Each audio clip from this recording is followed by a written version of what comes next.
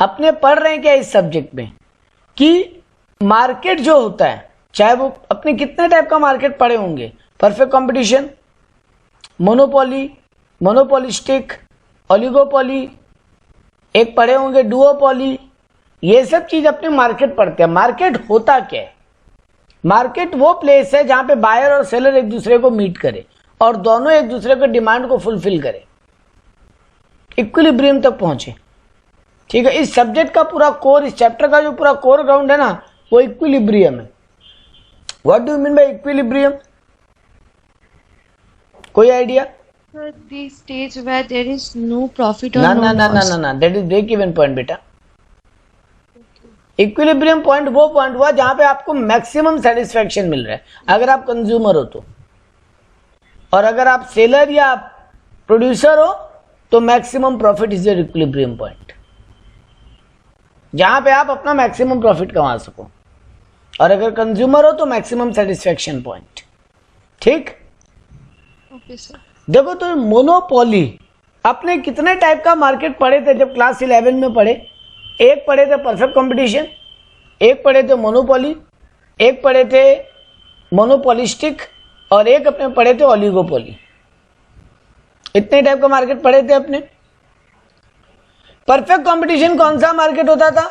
जहां पे large number of buyer and seller है, सेलिंग होमोजीनियस प्रोडक्ट, यानी एकदम ditto, same quality, same size, same taste, same price, वो था परफेक्ट कंपटीशन मार्केट। आप अपने सबसे बढ़िया एग्जांपल पकड़ सकते हो आपके एरिया में, जहां पे क्या बोलते हैं, आप देखे होगे जहां पे आटा, ये चावल, गेहूं, ये बड़ा बड़ा मंडी में बिकते हैं, जी सर। वो मार्केट हुआ। आप बड़ा बाजार में एक मार्केट जानते होगे, इजरा स्ट्रीट बोल के एक मार्केट है, वहां खाली इलेक्ट्रॉनिक्स की दुकान है। ये दिवाली के टाइम में इलेक्ट्रॉनिक लाइट वगैरह। चांदनी मार्केट में आपका ये क्या बोलते हैं, मोबाइल या आपका साउंड सिस्टम, ये सब बिकता है। एक इजरा स्ट्रीट बोल के भी मार्केट है, ये आपका बागड़ी मार्केट सुने हो, कैनिक स्ट्रीट? हाँ सर, कैनिंग हाँ, वहां पे बागड़ी मार्केट बोल के एक जगह है, उसके अंदर एक इजरा स्ट्रीट है। वहां पे ना आपका ये जो इलेक्ट्रॉनिक बल्ब और ये जो दिवाली के टाइम में सबको अपने घर में वो लाइटिंग लगाते हैं ना, इलेक्ट्रिक वाला, जी सर जी। वो सब लाइटिंग, मतलब भयानक दुकान है वहां पे, नहीं कहते 100-150 दुकान होगा। तो वो सब दुकान में, वो सब वहीं पे एक ही जगह सेम प्रोडक्ट बेच रहे हैं सब, almost same price, almost same quality, same design, same size. ये हो गया परफेक्ट कंपटीशन मार्केट। ये आप लोग सेमिस्टर 1 में जा चुका आपकी। अब अपने सेमिस्टर 2 में क्या है? एक तो मोनोपोली मार्केट है, एक मोनोपोलिस्टिक है, एक ओलिगोपोली है। ये 3 मार्केट आपके सिलेबस में है। मोनोपोली मार्केट क्या होता है? नाम में आपको ये वर्ड हम लोग बहुत बार सुनते हैं रियल लाइफ में भी, तो आपको क्या लगता है मोनोपोली मार्केट क्या होता है? जहाँ पे सेम टाइप का प्रोडक्ट बिकता होगा। नहीं, मोनोपोली मार्केट वो मार्केट है अंकिता, जहां पे सिंगल सेलर है, एक अकेला सेलर है। हाँ सर, हाँ। उसके अलावा और कोई वहां पे उस प्रोडक्ट को नहीं बेचता। And no close substitute. तो मोनोपोली का अगर हम डेफिनेशन लिखने जाएं अंकिता, तो हम डेफिनेशन क्या लिखेंगे? Monopoly market is a market where single seller and no close substitute. ये मोनोपोली मार्केट का सबसे इंपॉर्टेंट फीचर है। एक मिनट, हाँ, तो पहला बात क्या है यहां पे? Single seller. And number 2 important point क्या है? No close substitute. ठीक, क्लोज सब्सटीट्यूट नहीं है, सब्सटीट्यूट है लेकिन क्लोज एनफ नहीं है। सर एग्जांपल दीजिए मोनोपोली मार्केट का। एक टाइम में, आज के टाइम में अभी भी इंडियन रेलवे, टाटा चाहे तो अपना ट्रेन चला सकता है क्या? नहीं, शायद चला सकते नहीं हैं। नहीं नहीं। अगर पब्लिक कर दिया तो। अगर प्राइवेट कर दिया रेलवे को, तो जो करने भी जा रहे हैं, क्योंकि आप सुने होंगे IRCTC अपना 1-2 ट्रेन चलाया, तो वो सब होने जा रहे हैं। अगला 10 साल में माइट भी इंडियन रेलवे प्राइवेटाइज हो जाए बहुत हद तक, या प्राइवेट पब्लिक पार्टनरशिप में चले, कुछ ट्रेन प्राइवेट, कुछ ट्रेन गवर्नमेंट का। लेकिन अभी तक सिचुएशन यही समझो अंकिता कि ट्रेन सिर्फ गवर्नमेंट चलाते हैं, यानी रेलवे का मोनोपोली है। आपके स्टेट में स्टेट बस चलता है ना, हाँ सर। हर स्टेट में स्टेट बस चलता है, लेकिन प्राइवेट बस भी तो चलती है साथ में। जी। तो वो यानी वहां पे मोनोपोली नहीं है। कोई भी अगर बस एजेंसी ले ले और गवर्नमेंट से परमिशन ले ले तो उसको बस एजेंसी से बस चलाने का परमिट मिल जाएगा आराम से, है ना। हाँ हाँ। लेकिन ट्रेन चलाने का नहीं मिलेगा। कल को अंकिता चाहे हम अपना एक ट्रेन चलाएंगे, नहीं चला सकते अभी तक के सिचुएशन के हिसाब से। हाँ हाँ। तो यानी रेलवे का मोनोपोली है, ठीक। जी सर। तो यहां पर देखो सर, रेलवे का कोई सब्स्टिट्यूट नहीं है क्या? आप बताओ, है क्या रेलवे का कोई सब्स्टिट्यूट? रेलवे का सब्स्टिट्यूट लाइक फ्लाइट्स है। हाँ बिल्कुल सर, रेलवे का सब्स्टिट्यूट फ्लाइट है और रेलवे का सब्स्टिट्यूट बसेस है। आप यहां से अगर दिल्ली जाना चाहो तो बस में भी तो जा सकते हो, हाँ। फ्लाइट में भी जा सकते हो। जी। तो यानी रेलवे का सब्स्टिट्यूट है सर, लेकिन वो क्लोज सब्स्टिट्यूट नहीं है बेटा। सर ये क्लोज सब्स्टिट्यूट का मतलब क्या होता है? देखो फ्लाइट महंगा पड़ेगा रेलवे से आपको, है ना। जी सर। हाँ। और बस में वो कंफर्ट नहीं होगा जो आपको ट्रेन में मिलेगा। बस सस्ता हो सकता है रेलवे ट्रेन से, लेकिन बस में वो कंफर्ट नहीं मिलेगा आपको जाने का। टाइम भी ज्यादा लगता टाइम वाला फैक्टर चलो फिर भी हम बोलते हैं, आजकल बहुत सारा स्पीड कोच बस चलता है, सोने का भी बस चलता है, उसमें सो के भी जाओ, लेकिन फिर भी वो कंफर्ट नहीं होगा। बस में सो के चले जा सकते हो, लेकिन वो कंफर्ट नहीं है। यानी सब्स्टिट्यूट तो है सर। तो हम कब बोले थे कि सब्स्टिट्यूट नहीं होगा? हम बोले थे क्लोज सब्स्टिट्यूट नहीं, मतलब वो मोनोपोली है उसका, अकेले का चलता है। उस टाइप का चीज वो अकेला ही चलाते हैं, ठीक। है। हाँ सर। तो ये देखो आपको नोट्स में पहला चीज पे आती है। सबसे पहले बोला मोनोपोली का डेफिनेशन। तो monopoly refers to a market structure where single seller और a firm sell a product in the market and the product has no close substitute, ठीक है ना। तो पहला तो ये बना, डेफिनेशन हो गया अपना क्लियर। अब आते हैं इसके फीचर्स के ऊपर। सेकंड क्वेश्चन क्या बनेगा? मोनोपोली का फीचर्स। तो पहला फीचर देखो, जो जनरली डेफिनेशन में है वो फीचर में तो रहेगा ही। जैसे पहला फीचर क्या दिया आपको? Single seller and many buyers. Single seller and many buyer, सबसे पहला फीचर यही दिया आपको। सेकंड फीचर क्या दिया देखते हैं, प्राइस मेकर। मोनोपोली में जो बिजनेस करता है वो अपने हिसाब से प्राइस डिसाइड करता है ना अंकिता। जी सर। कल को रेलवे अगर ट्रेन का भाड़ा बढ़ा दे, कोई कुछ कर सकता है क्या? नहीं ना। नहीं सर। यानी प्राइस मेकर है वो लोग। और यही परफेक्ट कंपटीशन में बोलते थे दे आर प्राइस टेकर, मतलब जो मार्केट प्राइस डिसाइड कर दिया वही प्राइस वो लोग ले लेते थे। लेकिन यहाँ पे प्राइस मेकर, आप खुद प्राइस डिसाइड करते हो। एब्सेंस ऑफ कंपटीशन, यहाँ पे जनरली कंपटीशन नहीं है। मेरा कर्सर खो जाता है। हाँ, जनरली सब्स्टिट्यूशन नहीं है। प्रॉफिट मैक्सिमाइजेशन इनका हमेशा गोल है। इसीलिए आप बोलोगे सर जिसका मोनोपोली हो तो प्राइस नहीं भी डाउन करे तो चलेगा, है ना। मान लो अंकिता, एक बार रेलवे को इग्नोर करते हैं, इस एरिया में मेरा अकेला का क्या बोलते हैं, मान लो वेजिटेबल शॉप है। मेरे एरिया में मेरा अकेले का वेजिटेबल शॉप है। हाँ। तो हम हो गया मोनोपोली यहाँ पे, सिंगल सेलर। हाँ। इस एरिया में, पर्टिकुलर एरिया का बात कर रहे हैं, ठीक है। हम मोनोपोली में आ गया। जी सर। मेरा यानी हमेशा गोल क्या होगा, हम जो भी चाहे वो प्राइस रख सकते हैं, हम प्राइस मेकर है। हम मेरे यहाँ पे कोई कंपटीशन नहीं है क्योंकि हम अकेला है। और प्रॉफिट मैक्सिमाइजेशन, ये मेरा हमेशा गोल रहेगा, ठीक है। Profit maximization will always be my goal. लेकिन अब इसके लिए हमको प्राइसेस को, रेवेन्यू को गिराना पड़ेगा। देखो इसीलिए एआर कर्व ऐसा होता है, डाउनवर्ड स्लोपिंग। ये एआर कर्व होता है परफेक्ट कंपटीशन में, सॉरी मोनोपोली में। परफेक्ट कंपटीशन में ऐसा हुआ करता था, फ्लैट। ये एआर कर्व होता था क्योंकि वहां पे आप अपने हिसाब से प्राइस डिसाइड नहीं कर सकते थे। तो सर जब हम अपने हिसाब से प्राइस डिसाइड कर सकते हैं तो हम एवरेज रेवेन्यू गिराएंगे क्यों? हम तो बढ़ाएंगे, उल्टा हम तो प्राइसेस बढ़ाएंगे ताकि हम ज्यादा कमाएं, है ना? जी सर। लेकिन फिर भी सर यहाँ तो कर्व डाउनवर्ड स्लोपिंग बन रहा है, मतलब आप रेवेन्यू गिराओगे अपना। एवरेज रेवेन्यू मतलब पर पीस का रेवेन्यू। जी सर। हाँ बिल्कुल हम गिराएंगे, क्योंकि देखो अंकिता, हमको मालूम है हम अकेला सेलर है, हमको मालूम है अंकिता को अगर वेजिटेबल खरीदना है मेरी दुकान आना पड़ेगा, लेकिन अगर हम प्राइसेस कम करेंगे तो अंकिता ज्यादा परचेज करेगी, है ना?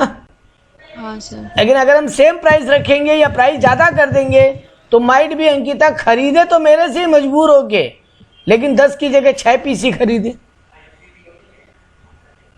10 केजी की जगह 6 केजी खरीदे एक बार। लेकिन नीड अगर ज्यादा होगा तो ज्यादा तो अंकिता ये ट्राई कर सकती है ना कि मेरे से थोड़ा कम खरीदे और बाद में ट्राई करे कि दूर का बाजार में जाके अगर कम दाम में मिल जाए तो एक बार जरूरत के लिए थोड़ा सा मेरे से ले जाए।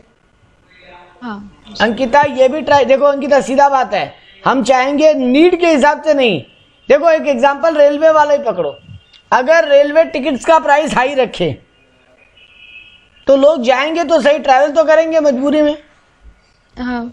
लेकिन हो सकता है साल में चार बार की जगह 2 ही बार घूमने जाएं, और यही अचानक रेलवे प्राइसेस को डाउन कर दे तो आप 2 बार घूमने जाने वाले थे, लेकिन हो सकता है ट्राई कर लो, चलो अभी तो टिकट्स का दाम कम है, एक और ट्रिप कहीं का लगा लेते हैं, है ना?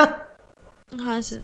तो प्रॉफिट मैक्सिमाइज अगर हमको करना है तो हमको पर पीस का रेवेन्यू, पर पीस का सेलिंग प्राइस गिराना पड़ेगा, डिस्काउंट्स देने पड़ेंगे ताकि कस्टमर ज्यादा परचेज करे और मेरा सेल ज्यादा हो तो मेरा प्रॉफिट भी मैक्सिमम हो।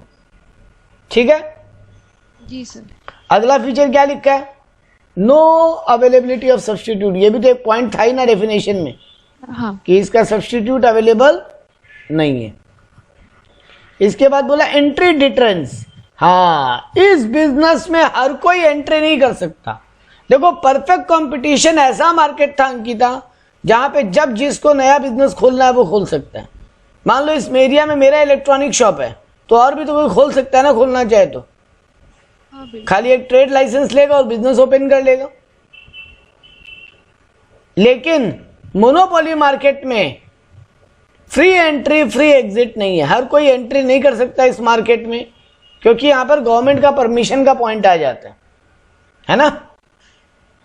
Yes sir. तो यहां पे एंट्री डिटरेंस है, मतलब एंट्री परमिटेबल नहीं है, परमिशन नहीं है एंट्री का।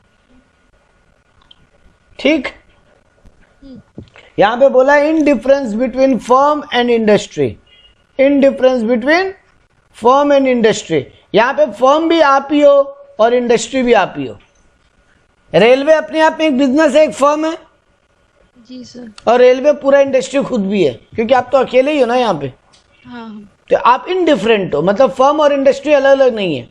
जबकि परफेक्ट कंपटीशन में अगर 100 दुकानें हैं तो हर एक दुकान अपने आप में एक एक फर्म है, एक एक बिजनेस है, और ओवरऑल इलेक्ट्रॉनिक इंडस्ट्री है जिसमें बोलोगे कि 100 दुकानें। तो यहां पर परफेक्ट कंपटीशन मार्केट में क्या होता था, फर्म और इंडस्ट्री तो अलग अलग है लेकिन यहां पर एक ही है। ठीक है? जी सर। और यहां पे बोला इकोनॉमीज ऑफ स्केल, मतलब आपको अगर लॉन्ग रन में चलना है तो आपका प्राइसेस डाउन करते रहना पड़ेगा थोड़ा थोड़ा, ताकि आप अपना बिजनेस का स्केल साइज को बड़ा कर सको। ठीक? जी सर। तो 2 क्वेश्चन कंप्लीट, डेफिनेशन कंप्लीट और फीचर्स कंप्लीट। अब आता है source of monopoly power. Sir monopoly होता कैसे है? आप रेलवे में एक एग्जांपल दे दिया, हम मान लिए, लेकिन और भी जगह ऐसा है जहां पे कुछ कुछ इंडस्ट्री का अपना मोनोपोली है, मतलब उनके अलावा वो बिजनेस और कोई नहीं करता। तो सर वहां मोनोपोली कैसे मिलता है?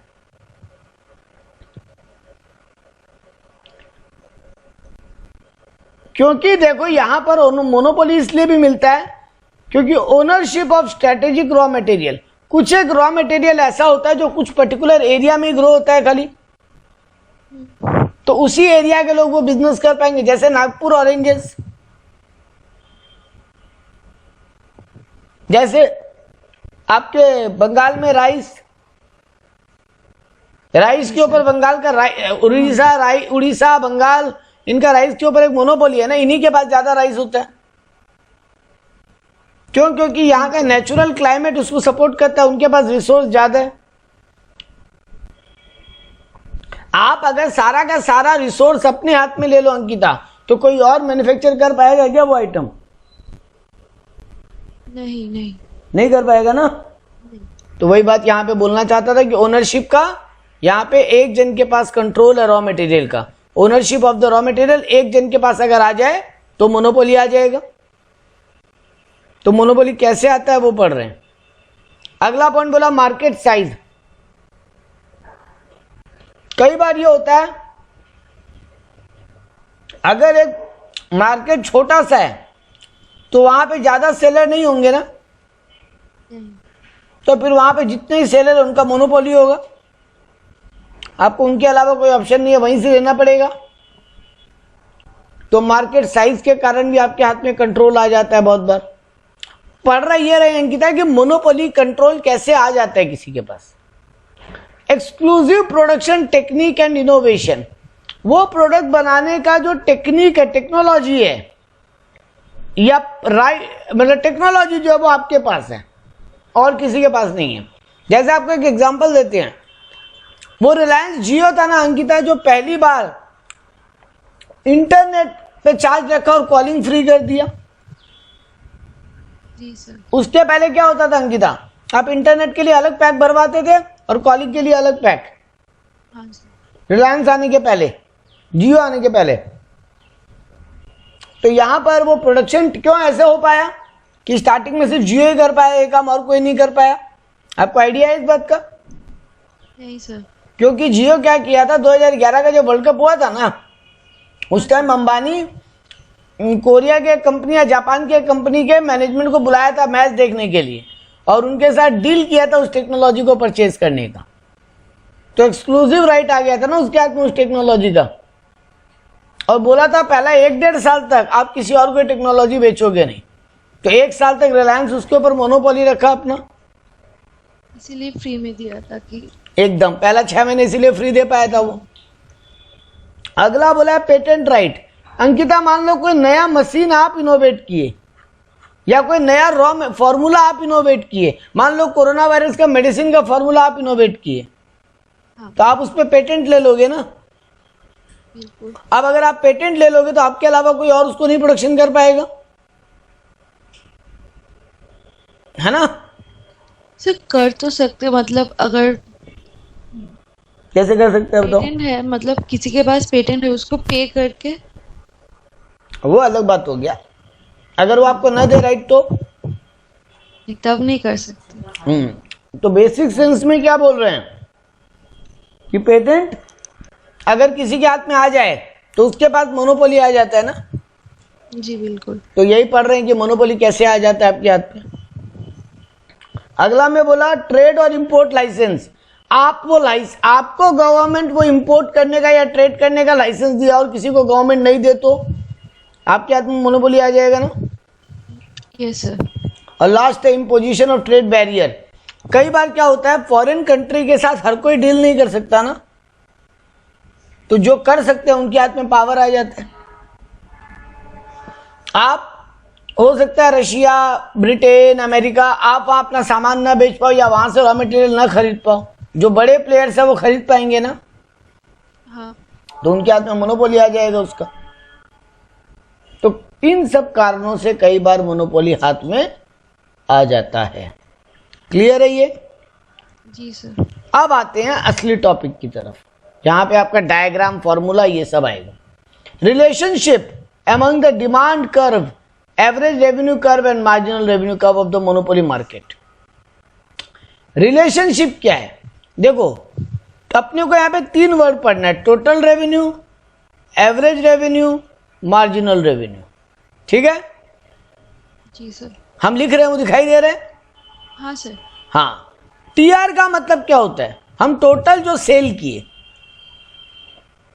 ठीक? जी सर। अंकिता अगर हम आपको बोले आपका टोटल सेल का वैल्यू कितना है, आप कैसे कैलकुलेट करके बताओगे? Average revenue. हाँ, बाकी को हाथ मत लगाओ अभी। अच्छा, हम आपको ऐसे ही पूछें अंकिता मेरे को मेरा टोटल सेल निकालना है, आप हमको क्या सॉल्यूशन दोगे कि सर ये काम कर लो आपका टोटल सेल निकल जाएगा? हाँ प्राइस इनटू क्वांटिटी। जी सर। आप बोलोगे ना एक पीस कितने दाम में बेचते हो, हम बोला हम एक पीस 5 रुपया में बेचते हैं। आप बोले इस साल कितना पीस बेचे, हम बोला हम इस साल 1 लाख पीस बेचा, तो आप हमको बता सकते हो हम टोटल सेल कितना का किए? जी सर। 5 लाख। Yes sir. कैसे निकला? 5 इंटू 1 लाख। 5 into 1 lakh। तो अंकिता फॉर्मूला बन गया टीआर का। जब आपके बुक में भी यही फॉर्मूला दिया है, टीआर इक्वल टू पीक्यू, मतलब प्राइस इंटू क्वांटिटी। ठीक है। जी सर। एआर का फॉर्मूला कैसे बनेगा अब Ankita? Total revenue by quantity, यही आ जाएगा एआर। यानी एआर का मतलब सर प्राइस होता है? जी सर। बिल्कुल होता है, और एआर को ही डिमांड भी बोलते हैं। ये बात याद कर लो बेटा, चाहे वो परफेक्ट कंपटीशन मार्केट हो, चाहे मोनोपोली मार्केट हो, चाहे मोनोपोलिस्टिक मार्केट हो, चाहे ओलिगोपोली मार्केट हो, एआर का मतलब ही प्राइस या डिमांड होता है, क्योंकि डिमांड आपके प्राइस पे डिपेंड करता है ना। जी सर। तो एआर ही प्राइस होता है, एआर ही डिमांड होता है। और लास्ट प्राइस मतलब actual price of the product. Price मतलब एक पीस का प्राइस। ओके। अब बेटा आप एक पीस हमको बेच, आप हमको 5 पीस बेचे अंकिता 50 रुपये में, जी सर। और आप अपने एक और फ्रेंड को 5 पीस बेचे 40 रुपये में, तो आप टोटल 90 रुपये का रेवेन्यू किए।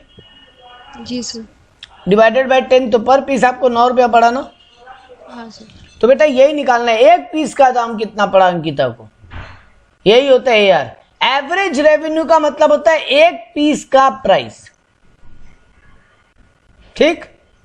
हाँ सर। अब अगर बेटा सभी को आप 5 रुपया पर पीस बेचे होते, तब तो एक पीस का प्राइस 5 ही आता हर बार।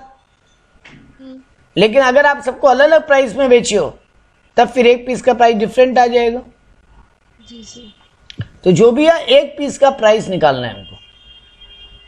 और आखिरी है marginal revenue. Marginal revenue calculate करने के 2 फॉर्मूला है।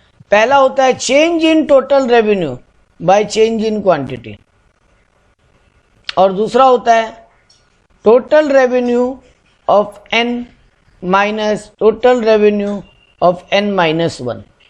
रुको हम यहां पे लिखते हैं। एमआर का फॉर्मूला होता है number 1 change in total revenue by change in quantity, और दूसरा फॉर्मूला होता है total revenue of N minus total revenue of N minus 1। हम प्रूव करते हैं कैसे। अंकिता हम एक पीस बेचा था 10 रुपये में, मेरा टोटल रेवेन्यू एक पीस बेचने पे 10 रुपये आया था। हम 2 पीस बेचा 18 रुपये में, ठीक है। हम 3 पीस बेचा 25 रुपये में, हम 4 पीस बेचा लेट्स से 32 रुपये में, और ये एक बार 24 रुपये में, ठीक है। जी सर। तो अब मेरा अगर हम बोलते हैं मेरा टीआर क्या है, तो टीआर तो आप हर पीस के हिसाब से बता सकते हो। अगर एक पीस बेचोगे हाँ। तो आपका टीआर 10 है, 2 पीस बेचोगे तो 18 है। अगर हम बोलते हमको एआर कैलकुलेट करके बताओ, तो क्या करते? 10/1 10 आता, 18/2 बोले ना टीआर बाई क्वांटिटी, हाँ। तो 9 आता, 24/3 8 आता, इसको एक बार 7। इसको 28 करते हैं, अब 7 आएगा, ठीक है ना। तो आपका एआर ये आ गया, एआर फॉर्मूला काम किया आपका एकदम। अब यही बेटा आपको हम बोलते हैं हमको एमआर कैलकुलेट करना है, तो आप क्या बोलते हैं? टीआर में जितना चेंज आ रहा है उतना एमआर होगा। पहला वाला का एमआर निकल नहीं सकता। टीआर पहला कितना था? 1 यूनिट में 10, 2 यूनिट में कितना है टीआर? 18। तो कितना चेंज आया? 8।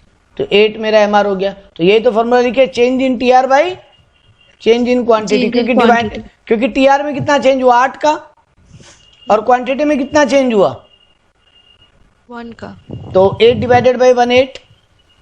जी सर। वैसे ही सेकंड वाला और थर्ड वाला में लो, टीआर कितना चेंज हुआ? 6 का, और क्वांटिटी में कितना चेंज हुआ? 1। तो 6 डिवाइडेड बाई 1 6। वैसे ही लास्ट वाला में ले लो, टीआर में कितना चेंज हुआ? 4। और एआर क्वांटिटी में कितना चेंज हुआ? 1। तो 4/1 4। 4। तो एमआर कैसे निकल रहा है? Change in TR by change in Q. जी सर। अगर आप बोलते सर सेकंड वाला फॉर्मूला प्रूफ करके दिखाइए, तो बेटा अगर हमको जिस पे भी टीआर निकालना है, मान लो हमको थर्ड यूनिट का टीआर निकालना है, थर्ड यूनिट का एमआर निकालना है, सॉरी, तो TR of 3 minus TR of 3 minus 1, तो थर्ड का टीआर कितना है? 24। 24 और माइनस टीआर 18। हाँ 24 माइनस 18, क्योंकि 3 माइनस 1 मतलब 2, तो सेकंड का टीआर कितना है? 18। तो 24 माइनस 18 6। तो देखो 6 ही तो निकला था। बात समझ में आया? हाँ सर। तो आपका 3 फॉर्मूला समझ में आ गया आपको। एक, टोटल रेवेन्यू का फॉर्मूला क्या होगा? Price into quantity. जी सर। एवरेज रेवेन्यू का फॉर्मूला क्या होगा? क्वांटिटी मतलब price TR by Q, TR by Q. Q. हाँ और यही एमआर में भी बेटा सेम फॉर्मूला रह गया, टीआर बाई क्यू, बस चेंज का आइकॉन लग गया। डेल्टा। हाँ डेल्टा टी। डेल्टा हो गया, डेल्टा मतलब चेंज। ठीक है ना? जी सर। तो तीनों फॉर्मूलाज क्लियर है। नेक्स्ट पेज में जाते हैं। अरे ये क्या हुआ?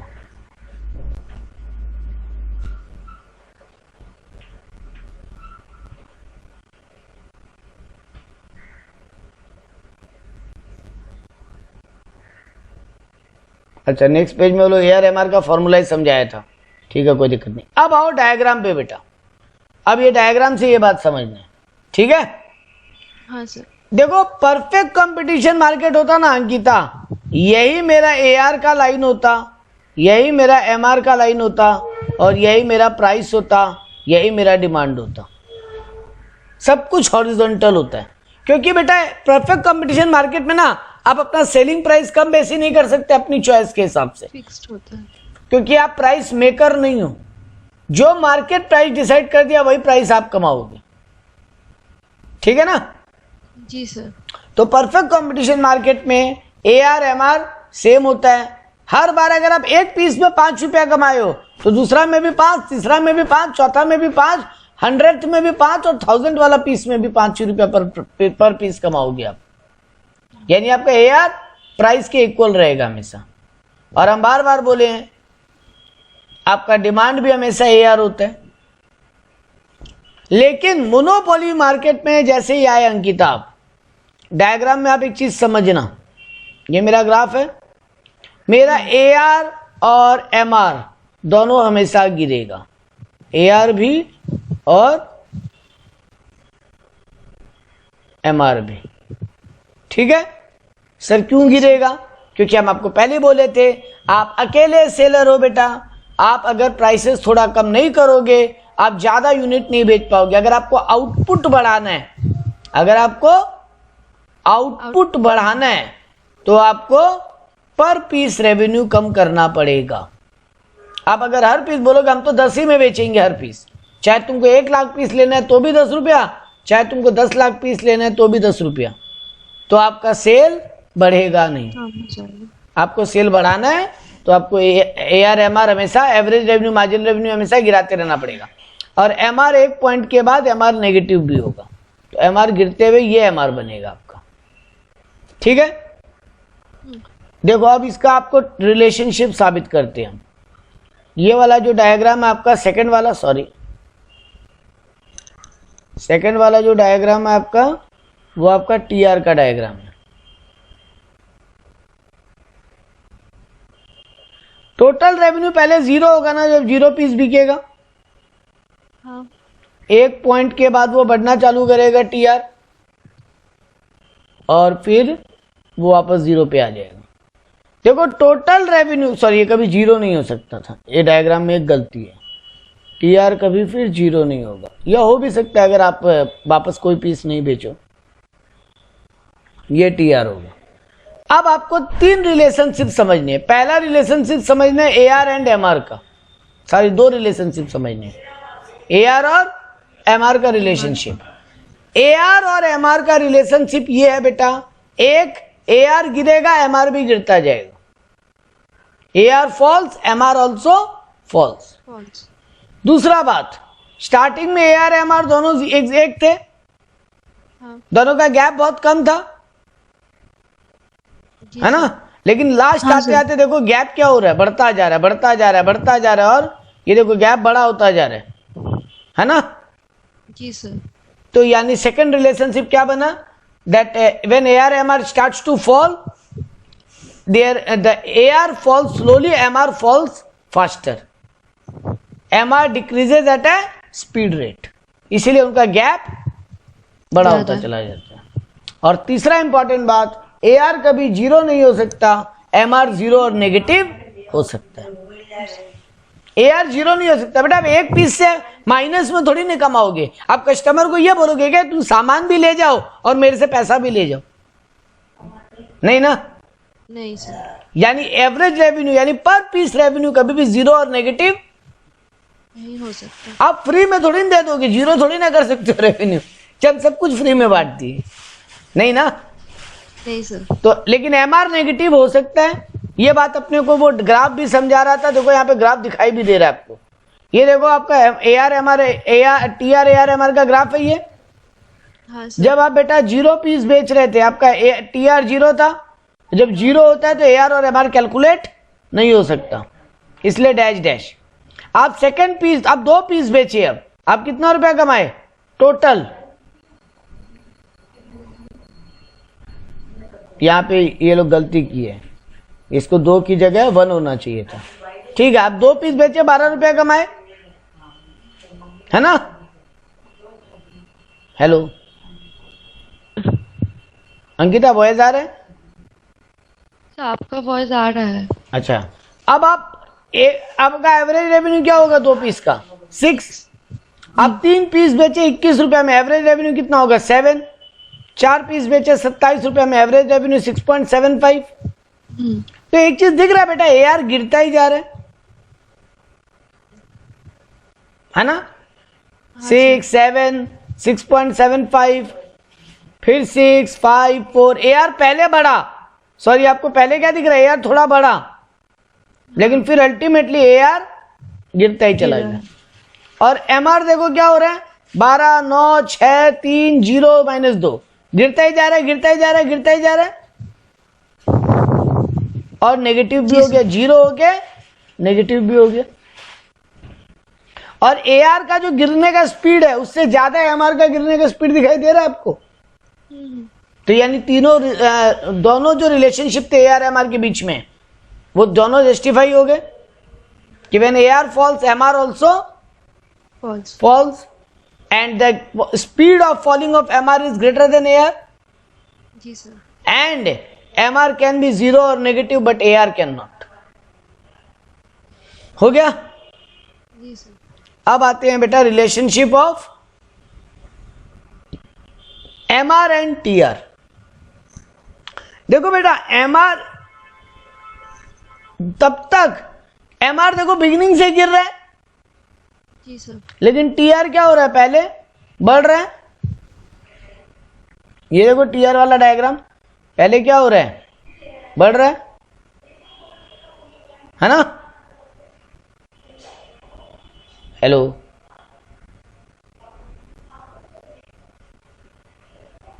अंकिता, वॉइस आ रहा है?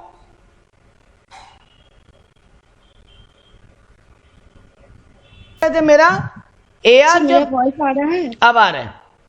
Okay sir. देखो जब MR गिर रहा है, MR गिर रहा है बिगिनिंग से ही, लेकिन TR पहले बढ़ रहा है ना। जब तक टोटल रेवेन्यू बढ़ता रहेगा MR गिरेगा, लेकिन वो पॉजिटिव रहेगा। जब TR अपने पीक पे पहुंचेगा, जब टोटल रेवेन्यू अपने पीक पे पहुंचेगा, मतलब सब TR सबसे हाईएस्ट होगा, तब मेरा MR जीरो होगा, है ना। जी सर। और जब मेरा TR गिरना चालू हो जाएगा, MR नेगेटिव। नेगेटिव चला जाएगा। तो 3 रिलेशनशिप बना TR MR का। Number 1, when TR is increasing, MR falls but positive. I repeat, when TR is increasing, MR falls but positive. When TR reaches its maximum, MR becomes 0. and when TR starts to fall, MR become negative. Negative. तो ये था आपका 3 relationship TR, AR, MR का। जी sir.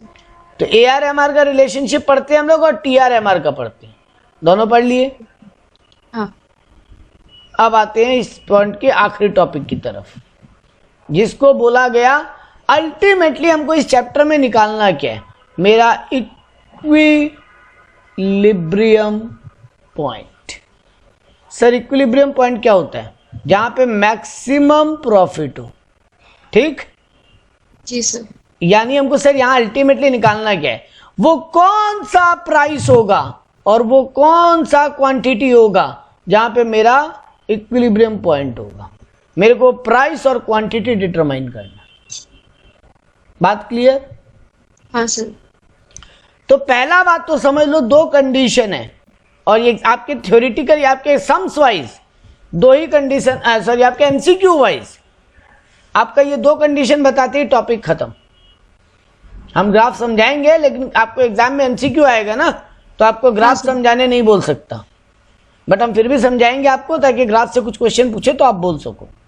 लेकिन 2 important condition Ankita याद कर लो, क्योंकि equilibrium साबित होने के लिए ये 2 कंडीशन जस्टिफाई होना जरूरी है। पहला, MR should equals to MC, marginal revenue should equals to marginal cost, and marginal cost cuts MR from below. MR MC equal होने चाहिए और MC मार्जिनल कॉस्ट को, MC मार्जिनल रेवेन्यू को नीचे से कट करे। जैसे देखो आपको ये बात हम इस डायग्राम में जस्टिफाई करते हैं, हम ये डायग्राम ड्रॉ करते हैं। हम AR MR बना लिए, ये मेरा AR है, ये मेरा MR है, ठीक। मेरा पहला कंडीशन क्या है बेटा? MR इक्वल्स टू MC होना चाहिए। हाँ। तो देखो हम short run marginal cost curve बनाते हैं, ये मेरा SMC कर्व है, ठीक है। जी सर। अब देखो पहला पॉइंट जस्टिफाई, यहां ये मेरा इक्विलिब्रियम पॉइंट बनेगा, मतलब अंकिता ये मेरा इक्विलिब्रियम पॉइंट बनेगा, क्योंकि यहां मेरा MR इक्वल टू MC हो रहा है, दोनों एक दूसरे को टच कर रहे हैं। ये मेरा MR कर्व है ना बेटा, ये वाला है ना। हेलो,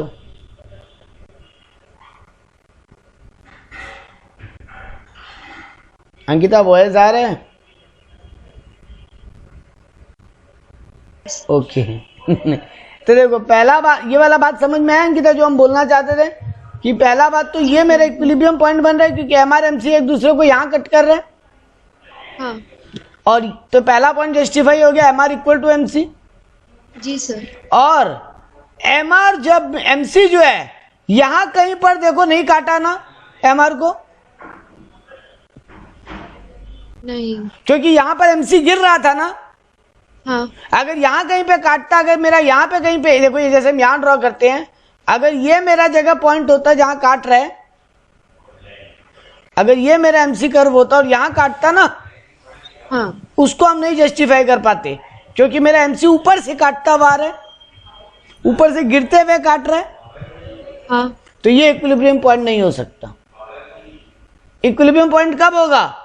जब वो नीचे से काटता हुआ ऊपर जाए, जब SMC short term marginal cost curve मेरा नीचे से काटता हुआ ऊपर जाए।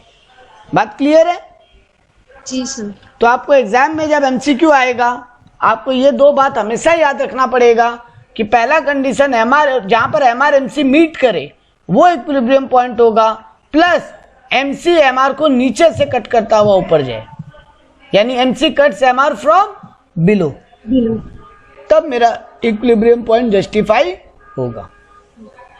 जैसे देखो अब ये जो आपको डायग्राम आपके स्क्रीन पे दिखाई दे रहा है, आपके बुक वाला डायग्राम, मेरा बनाया हुआ नहीं। जी सर। जी सर। यहां पर देखो यार, ये देखो मेरा इक्विलिब्रियम पॉइंट ड्राइव किया ये लोग, है ना। हाँ सर। क्योंकि ये मेरा MR का लाइन था, इसको MC नीचे से कट करता हुआ गया, नीचे से कट कर रहे हैं। तो ये मेरा इक्विलिब्रियम पॉइंट होगा। तो OQ मेरा इक्विलिब्रियम क्वांटिटी होगा, और ये मेरा, अगर यहां पे हम इस प्राइस को कोई नाम दे देते हैं, मान लो P1, तो P1 price OQ quantity, OP price मतलब OP will be my price and OP1 QE will be my quantity. P1 will be the price and Q0 will be the quantity. जी sir. देखो यहां पर ये P1, ये जो price जहां touch कर रहा है P1 नाम दिया हम इसको, और ये जो क्वांटिटी है इसका नाम क्या है? Q0. तो P1 is the price and Q0 is the quantity which will be my equilibrium point, because at this price and this quantity my MR equal to MC and my MC cuts MR from below. बात clear है? हाँ sir. अब आते हैं इस chapter के आखिरी topic की तरफ.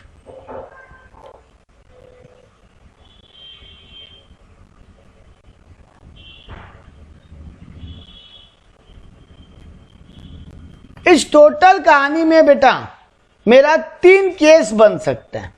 इस शॉर्ट रन की स्टोरी में बात कर रहा हूं, और सेम स्टोरी लॉन्ग रन में चलेगा, तो शॉर्ट रन समझ में आ गया तो आपका लॉन्ग रन भी complete. Number 1 story, company short run में या तो नॉर्मल प्रॉफिट कमाएगा, ठीक, जी सर. या सुपर नॉर्मल प्रॉफिट कमाएगा, मतलब ज्यादा एक्स्ट्रा प्रॉफिट, हाँ. या फिर लॉस खाएगा. 3 सिचुएशन हो सकता है ना बेटा. हाँ सर. नॉर्मल प्रॉफिट का सिचुएशन तब होता है बेटा जब मेरा, एक मिनट कहां गया,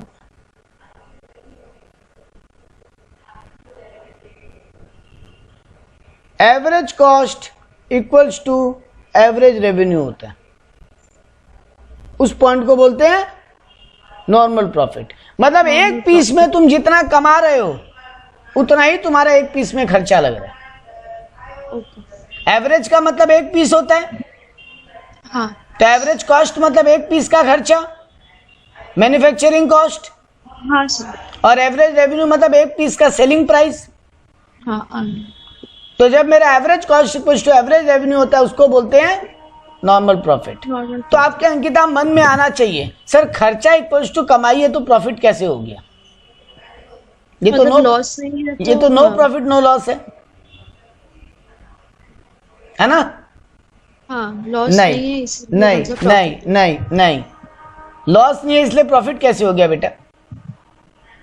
यहां पे तो आपको बोलना चाहिए था सर 0 रुपया प्रॉफिट हुआ है मेरा. हाँ. नहीं, बात क्या होता है ना अंकिता, एवरेज जब कॉस्ट बोलते हैं ना, कॉस्ट में 4 फैक्टर आते हैं, लैंड, रेवेन्यू, कैपिटल, एंटरप्रेन्योरशिप. याद है फैक्टर ऑफ प्रोडक्शन? हाँ सर.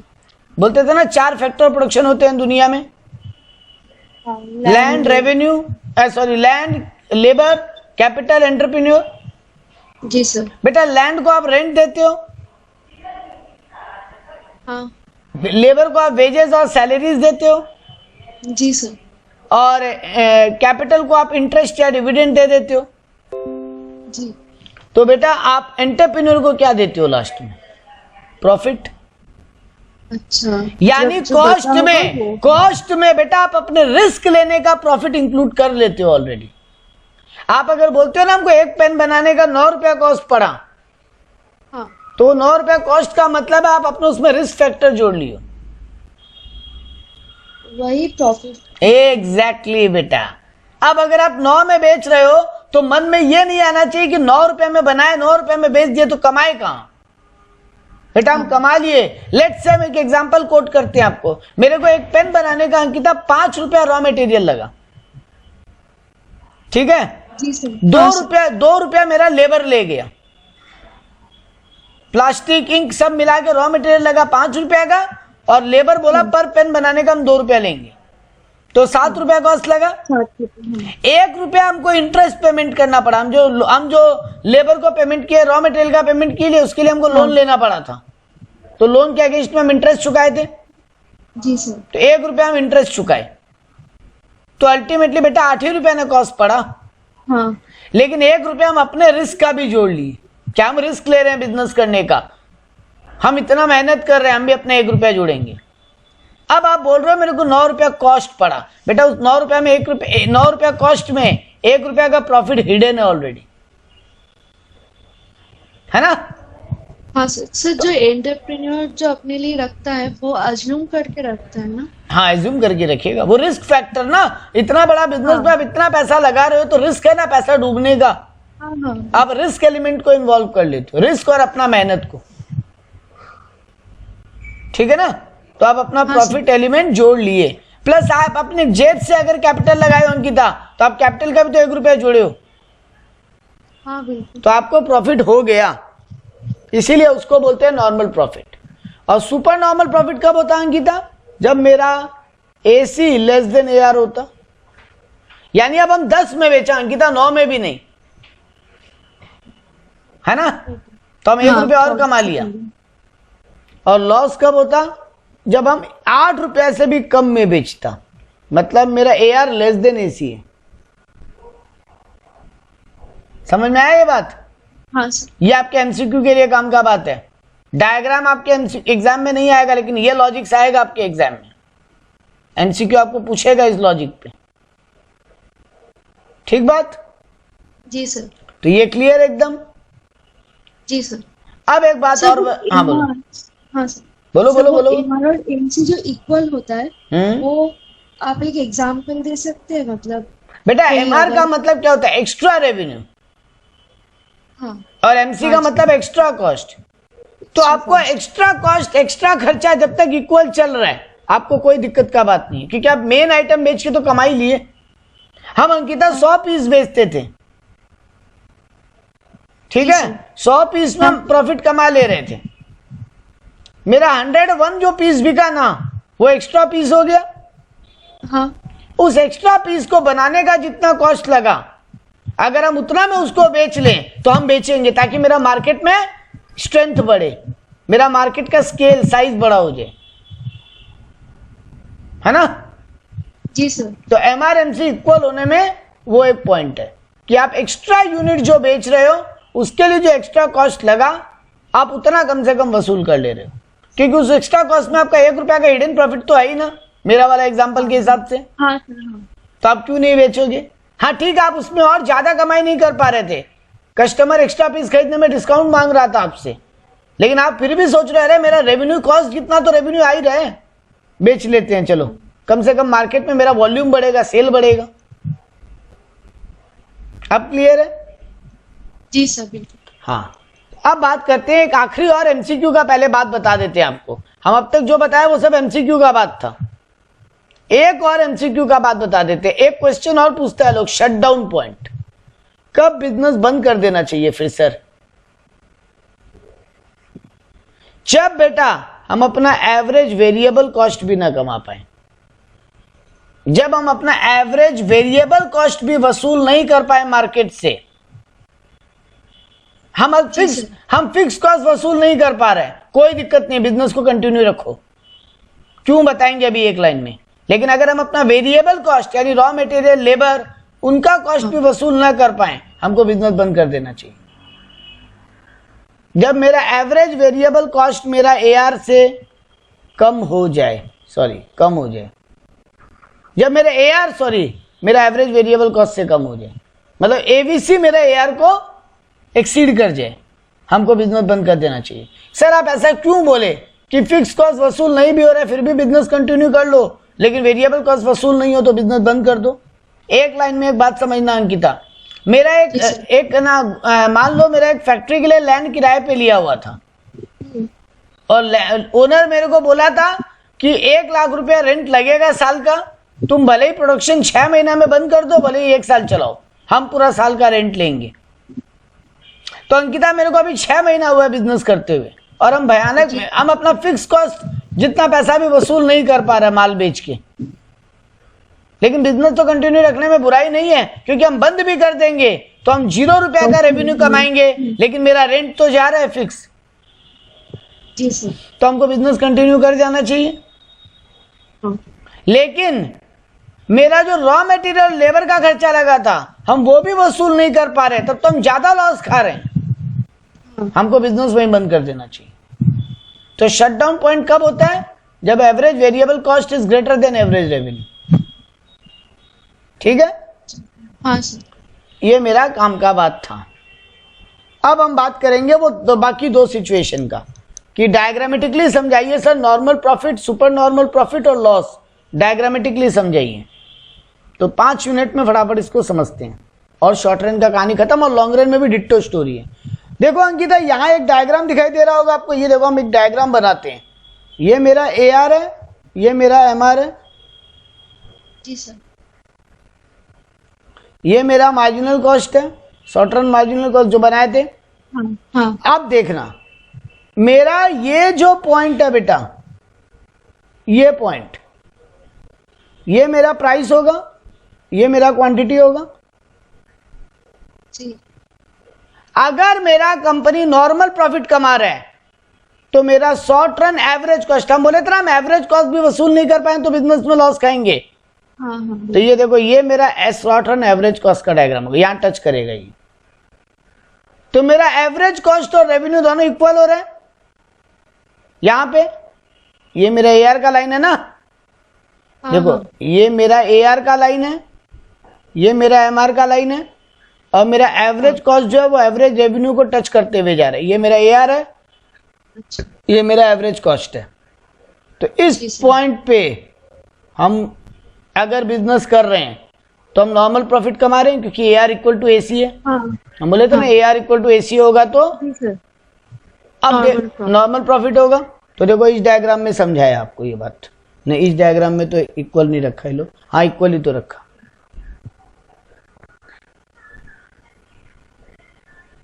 नहीं ये तो लॉस का डायग्राम था, नॉर्मल प्रॉफिट ये था, सुपर प्रॉफिट कहाँ है? सर उसके ऊपर वाला है। अच्छा नॉर्मल प्रॉफिट तो वही था, ठीक है। ये नॉर्मल प्रॉफिट है, देख लो, क्योंकि आप यहाँ पर आपका, यहाँ पर आप कहाँ गया कर्व, हाँ ये मेरा देखो एवरेज कॉस्ट टच कर रहा है एवरेज रेवेन्यू को। हाँ तो ये मेरा यहाँ पर नॉर्मल प्रॉफिट है, यानी मेरा OP प्राइस और OQ क्वांटिटी जो होगा वहां पर हम नॉर्मल प्रॉफिट कमाएंगे।